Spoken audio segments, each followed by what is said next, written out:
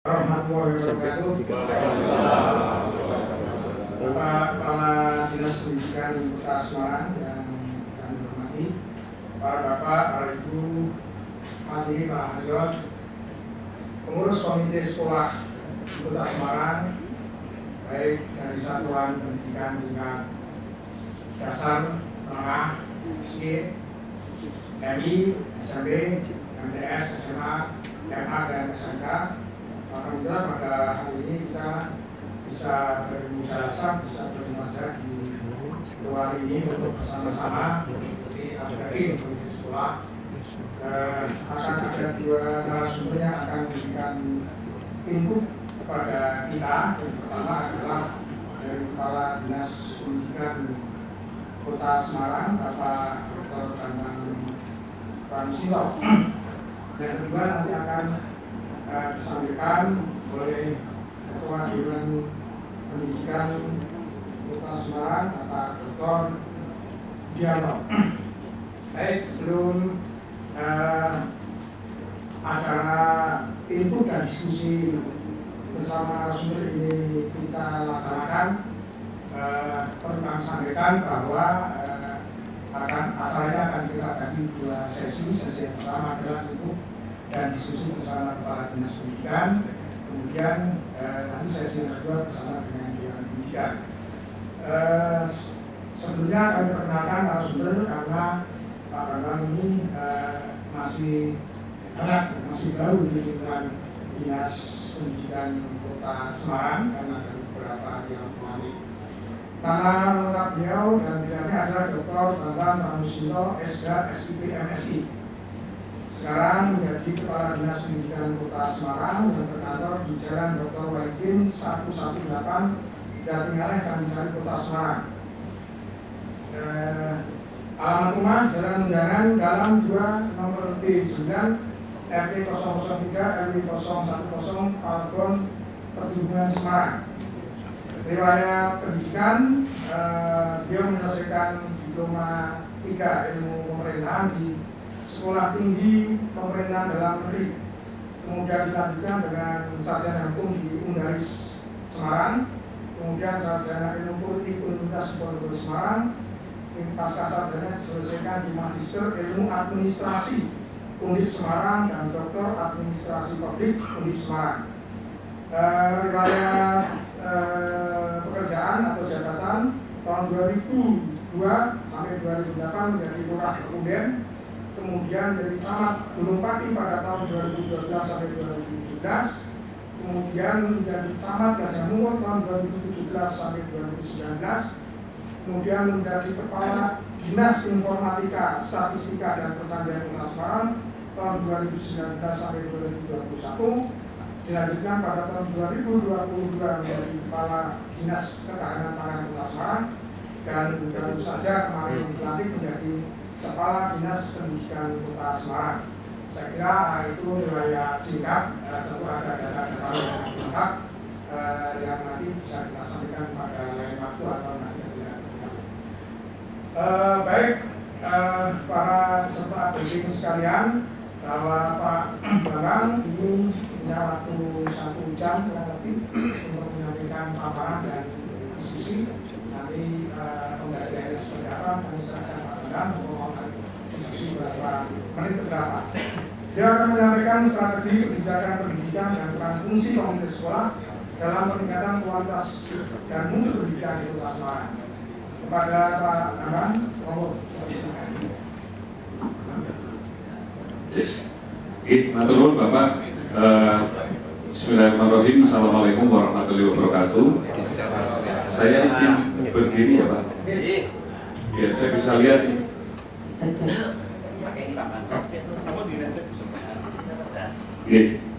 Matur nuwun Bapak Moderator, Pak Budi dan segenap pengurus Dewan Pendidikan Kota Semarang, Bapak Ibu yang rawuh pada pagi hari ini.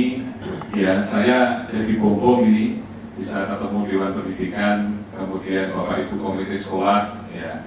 Karena memang saya itu berharap besar ya sejak menjadi PLT Kepala Dinas Pendidikan, kemudian kemarin ternyata didefinitifkan di Dinas Pendidikan. Kami berharap besar ke depan itu membangun kualitas pendidikan di Kota Semarang bisa berkolaborasi Bapak Ibu, bisa bareng-bareng. Karena kalau dari kami sendiri Dinas Pendidikan tidak akan mampu, ya berapapun anggaran yang diberikan kepada kami Bapak Ibu sekalian untuk mencapai kondisi pendidikan yang ideal mustahil bisa dicapai. Nah, sehingga saya punya konsep ke depan ini bagaimana bangun kualitas pendidikan di Kota Semarang ini bisa bareng-bareng. Ya tidak hanya dari kami, tapi dari unsur masyarakat juga, termasuk Bapak Ibu komite sekolah yang laku pada pagi hari. Bapak Ibu, kami akan menyampaikan sekilas terkait dengan kondisi pendidikan yang ada di Kota Semarang supaya Bapak Ibu pirsa. Harapan kami nanti Bapak Ibu ini punya ide-ide ya yang nanti bisa Bapak Ibu sampaikan menjadi bahan diskusi pada pagi hari ini. Kami sudah buat konsep dalam 24 slide, insya Allah tidak lama ya. Kami hanya berharap nanti kita lebih banyak diskusi, ngobrol-ngobrol. Termasuk ketika kami menyampaikan materi ini, ketika Bapak Ibu kok punya unek-unek mau interupsi silahkan ya, supaya diskusi kita bisa lebih cair. Baik Bapak Ibu, lanjut saja.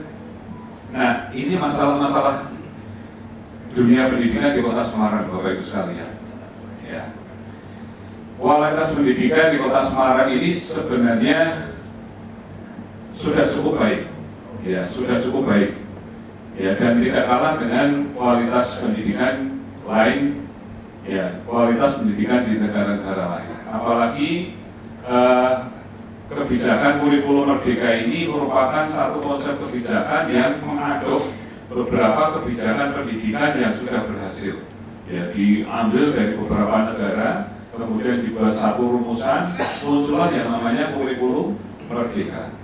Ya, sebuah konsep yang tidak hanya mendorong anak-anak untuk cerdas secara akademis, tapi juga mendorong anak-anak untuk menjadi sosok yang punya karakter, ya punya integritas, kemudian dia punya karakter dan mempunyai kemampuan-kemampuan tertentu sesuai dengan potensi yang ada dalam diri para peserta didik atau pelajar. Kemudian yang kedua, Bapak Ibu, ada kekerasan di satuan pendidikan. Ya, ini masih terjadi Bapak Ibu. Kemarin saya ditelepon Pak Kapolres Tabes, Pak Bambang, ini 2 SMP dengan ini janjian tawuran loh. Ya, janjian di dekat makam tawuran. Nanti nek terjadi Pak Bambang, siswanya tak ambil, orang tuanya tak panggil, gurunya tak panggil, Pak Bambang juga tak panggil. Ya, mungkin saya ikut siapa? Kapolres itu. Tapi tidak apa-apa. Malah senang karena Pak Kapolres ini kebetulan satu leteng saya. Waktu beliau di Akpol, saya di PDN ketemu masih ada di Lampung, jadi sudah cair kayak teman sendiri. Pak Bambang ya tak undang loh. Ya tidak apa-apa Pak jadi negeri. Makanya setiap pagi itu saya jam 7 sudah keluyuran di sekolah-sekolah untuk melakukan apel pagi. Ya SD, ya SMP. Salah satunya saya sampaikan terkait dengan kekerasan, selain bullying dan sebagainya. Saya selalu tanya Pak, siapa yang pernah dibully teman-temannya? Banyak Pak. Kalau saya tanya siapa yang pernah bully, sedikit gitu. Tapi kalau saya tanya siapa yang pernah dibully temannya, banyak. Banyak Pak, rata-rata 30 sampai 40%. Langsung saya tunjukkan Pak guru-gurunya, ini loh Pak Bu. Gitu. Karena bullying itu kayak fenomena gunung es. Sing konangan sing ketok itu sedikit Pak, tapi di bawah banyak. Apalagi sekarang ada gadget. Bullying itu tidak hanya dilakukan secara verbal Bapak Ibu. Nah, kalau dulu zaman kita kan benar jenis bapak gitu ya, bang gitu ya. Tapi sekarang bullying ini sudah dilakukan lewat media sosial. Ya, anak pulang sekolah melentruk gitu ya.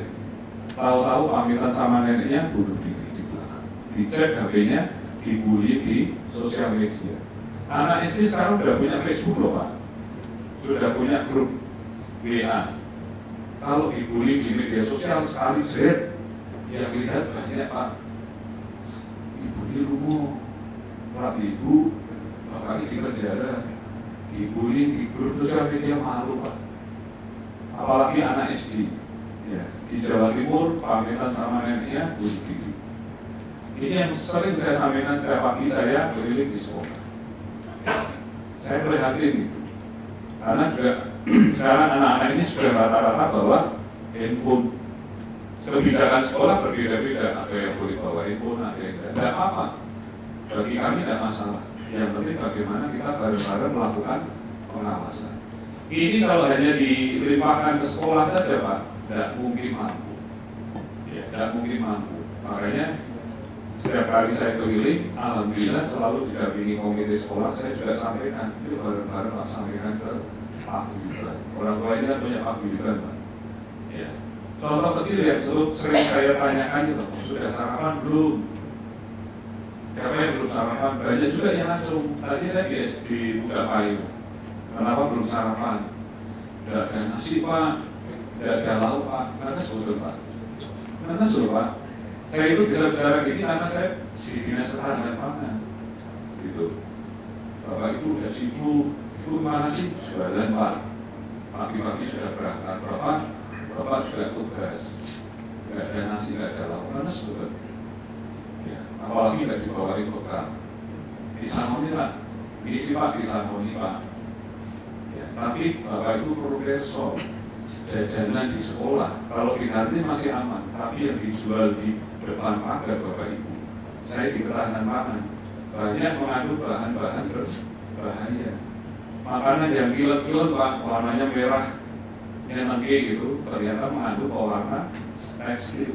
Ini kalau dikonsumsi terus anak-anak kita SMP itu sudah kena stroke, sudah kena diabetes. Nah ini perlu peran siapa? Apakah hanya kepala sekolah, Bapak Ibu guru? Tentu perlu peran komite sekolah. Bapak Ibu perlu menyampaikan ke orang tua. Ya. Saya sampaikan ke anak-anak. Anak-anak saya pernah seusia anak-anak. Anak-anak nggak pernah seusia Pak Bapak. Biasanya anak-anak itu kan sok jago. Aku nggak sarapan kuat atau Pak Bapak. Nanti makannya siang. Betul Pak. Tapi kalau ini terakumulasi terus sampai gede. SMP sudah sakit, SMA sudah sakit. Dan saya tanyakan juga siapa yang nggak suka sayur, banyak juga yang nggak suka sayur. Saya sampaikan harus suka sayur dipaksa, ya terutama putri-putri Pak. Seorang wanita kalau suka mengkonsumsi sayur, insya Allah nanti ketika jadi ibu yang sehat. Saya sering berinteraksi dengan dinas kesehatan. Ibu yang pola makannya bagus, suka sayur, menerapkan isi piringku, insya Allah jadinya juga sehat. Anak yang dilahirkan sehat. Itu yang kadang-kadang kita lengah Bapak Ibu. Makanya ini perlu peran semua pihak, termasuk Bapak Ibu komite sekolah. Terus yang lain Pak, literasi, numerasi, karakter, ini juga masih lemah. Kami ini, saya, ya ini sekalian matur Pak Budi, Pak Budi belum ada. Mas Budi, Bapak Ibu komite sekolah, insya Allah nanti mulai Desember Pak, saya punya program yang namanya Ngopi Bareng. Gitu ya. Ngopi Bareng tuh ngobrol penting stakeholder pendidikan Kota Semarang. Ngobrol-ngobrol, kadang-kadang dengan ngopi bareng santai-santai 15 sampai 20 stakeholder itu ngobrol-ngobrol soal politik Pak. Ide-ide apa itu muncul?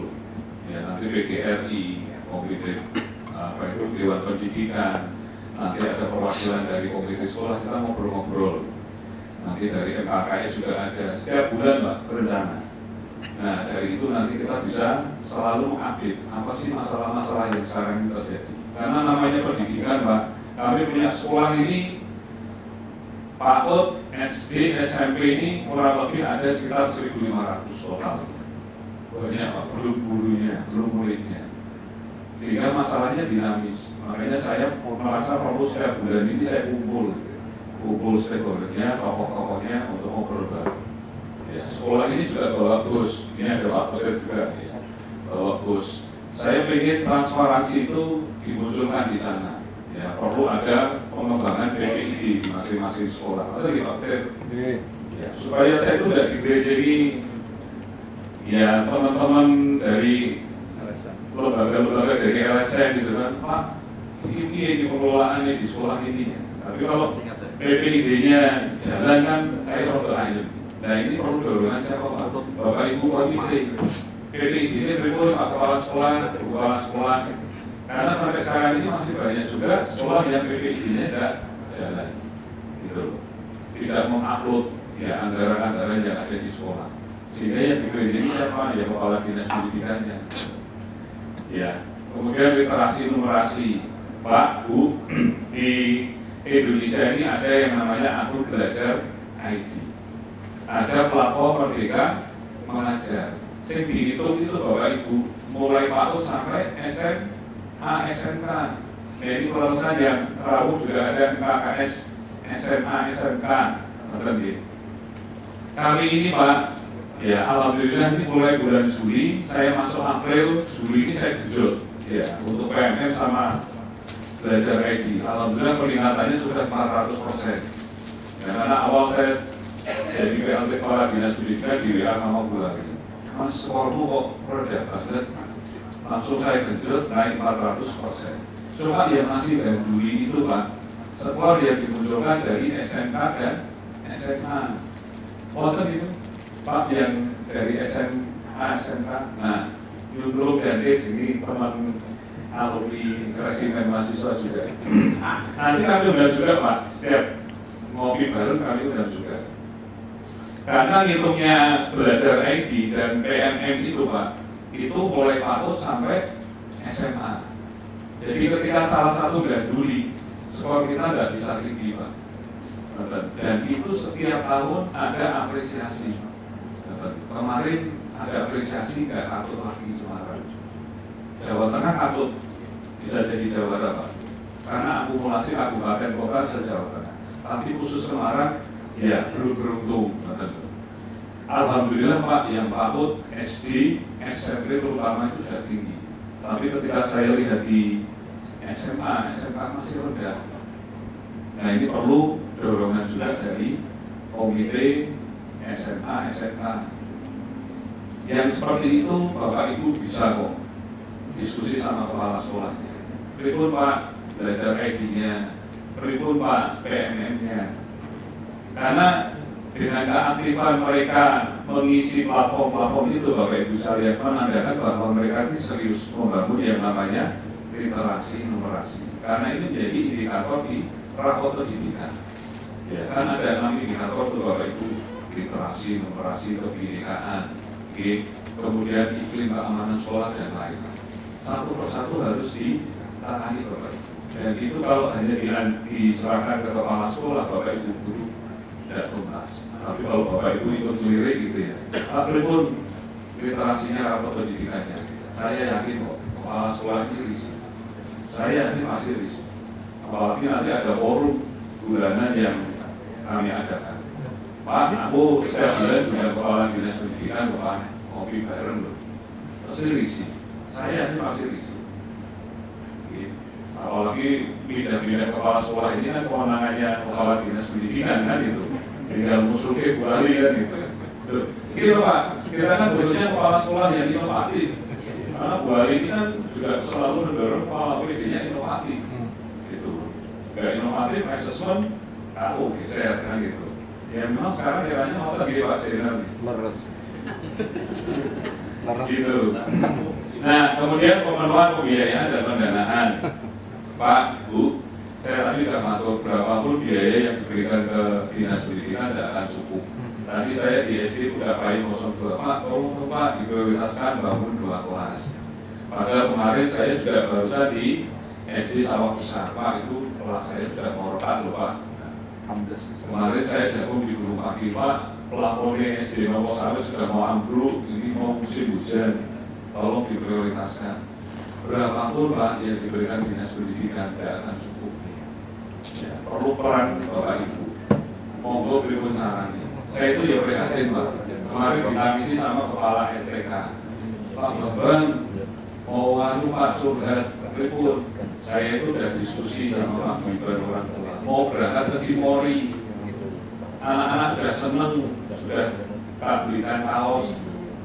Hanya gara-gara satu orang tua laporan ke dinas pendidikan, kami ditegur sama bidang Pak. Berikut Pak, jadi nggak jadi anak-anak dulu susah Pak. Gara-gara satu orang loh Pak. Kan saya harus mengambil keputusan yang bijak. Saya bilang, semangat, besok laporan. Anak-anak, dulu Pak. Pasti bayangannya Pak di Cimory, lihat sapi kan itu Pak. Nanti saya juga tanya sama Pak Budi, Pak nonton betul Pak. Nyun sewu Bapak Ibu, ya insya Allah nanti ke depan akan diadakan forum semacam ini, tapi melibatkan Pak. Karena sekarang ini Bapak Ibu, pemerintah sedang merumuskan kebijakan wajib belajar 13 tahun. Ya kemarin 9 tahun, 12 tahun, ini 13 tahun. Yang 1 tahun apa Pak Bapak? Ternyata PAUD. Karena ternyata PAUD itu penting. Dan kajian kebijakan ini ternyata sudah berdasarkan hasil riset. Anak-anak yang sudah pernah menempuh PAUD sama yang belum ternyata kualitasnya beda Bapak. Sudah ada riset juga anak-anak yang suka tawuran dan anak-anak yang suka melakukan aksi bullying, ternyata banyak di antara mereka yang tidak menempuh PAUD. Artinya apa? Pondasi itu kuat Bapak Ibu. Ketika anak-anak PAUD ini dengan pondasi, ojo sok menyek koncore itu ya. Ayo rajin ibadah, suka tolong menolong, nek salah harus berani minta maaf, harus berani tampil loh ya. Ayo sih berani nari, silakan nari. Ya, yang bisa jawab silakan langsung. Itu akan termemori Pak. Oh iya Pak Guru di sini ajari harus berani tampil, harus berani duduk di depan, harus berani bikin barisan. Itu termemori Pak. Gede-gedenya jiwa leadershipnya muncul. Dibandingkan sama anak-anak yang belum menempuh PAUD. Beda Pak. Kebijakan SD ini kan 7 tahun, sudah telat Pak. SD dan di sekolah PAUD langsung masuk SD 7 tahun, sudah telat. Ya, masa keemasan anak-anak itu mulai usia 2 sampai 5 tahun. Makanya benar ketika anak-anak itu menempuh PAUD, jiwa leadershipnya muncul, rasa percaya dirinya muncul. Kemudian keberanian dia minta maaf kalau salah itu juga ada. Makanya sekarang pemerintah akan menerapkan wajib belajar 13 tahun dan PAUD ini penting Bapak Ibu sekalian. Jadi insya Allah nanti ke depan kita akan banyak juga melibatkan pendidikan level PAUD. Kemudian GTK Pak, guru dan tenaga kependidikan, ini juga lagi problem. Dua ini support sebenarnya untuk GTK, guru tenaga kependidikan. Hanya sekarang kebijakan pusat itu kan tidak boleh ganti non ASN Pak. Apalagi nambah ya Pak. Jadi ketika ada guru pensiun, dulu kemarin itu saya bisa nambah pakai non ASN. Sekarang boleh sambil Pak. Termasuk tenaga kependidikan. Ya yang tukang operator ketik-ketik itu sekarang tidak bisa. Dan akan berat Bapak Ibu ketika seorang guru dibebani juga untuk membuat SPJ sampai malam loh Pak, disuruh masih ngajar, berat ya. Tapi insya Allah nanti akan ada terobosan-terobosan kebijakan ini sedang dikomunikasikan dengan Kemenpan RI supaya nanti ada jumlah yang ideal terkait dengan guru dan tenaga pendidikan. Kemudian Sarpras masih sama, kemudian terkait dengan komite sekolah ya, yang mungkin ada beberapa sekolah yang komunikasinya belum optimal antara sekolah dengan komite sekolah. Lanjut. Kemudian P3KE, Pak Bu, ternyata di Kota Semarang ini masih ada warga yang miskin ekstrim. Miskin ekstrim dengan miskin biasa bedanya apa? Kalau miskin ekstrim itu pengeluarannya sehari hanya 10.000. Bayangin Pak, sehari hanya 10.000. Kita makan nasi rames saja 15.000. Masih ada Pak. Dan di layanan pendidikan ini saya masih punya omongan 271 anak. Ya, Bu Ali minta Mas Bambang selesaikan ini caranya anak ini bisa sekolah. Dari mana Pak coba? Ya akhirnya saya cari-cari sendiri ke UPZ, Dinas Pendidikan. Kemudian saya kemarin wawancara ke kantor Kemenpan. Karena ternyata banyak anak-anak kita juga yang di madrasah Bapak Ibu. Oh mereka ya bisa sekolah. Saya ke sana ketemu Pak Farid. Pak dibantu dong Pak. Ini ada anak madrasah yang kondisi miskin ekstrim. Alhamdulillah Pak dibantu. Terus yang SMA, SMK, saya ke Bu Swatun. Bu, waktu tidak Bu dana dari provinsi. Saya masih punya 46 ini anak SMA, SMK yang kondisinya miskin ekstrim. Alhamdulillah ada Pak. Tahun ini insya Allah tuntas Bapak Ibu. Ya. Tapi kan kita perlu berpikir tahun depan itu anak-anak ini dananya dari mana. Makanya saya rencana nanti buat forum kopi bareng, biar mungkin ada ide-ide. Termasuk saya sekarang ini lagi punya ide, saya mau buat program kayak apa asuh.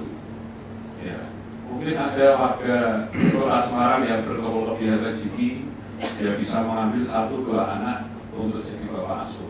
Syukur-syukur nyekolahnya sampai lulus. Sebenarnya program ini sudah dijalankan beberapa kelembagaan. Nah ini mau saya aduk. Ya. Karena saya berpikirnya tahun ini rampung Pak, tahun depannya itu kurikulum ya. Ya, kan belum tentu mentas. Ya, saya baru biayain tahun ini, tapi tahun depan kan saya belum tahu. Mudah-mudahan Bu Suwarto masih mau bantu, Pak Harit masih mau bantu. Ya, tapi siapa tahu Bapak Ibu setelah dapat info dari saya ini nanti bisa bareng-bareng ya membangun program anak asuh, ya orang tua asuh, atau mungkin bisa menjadi bapak ibu asuh.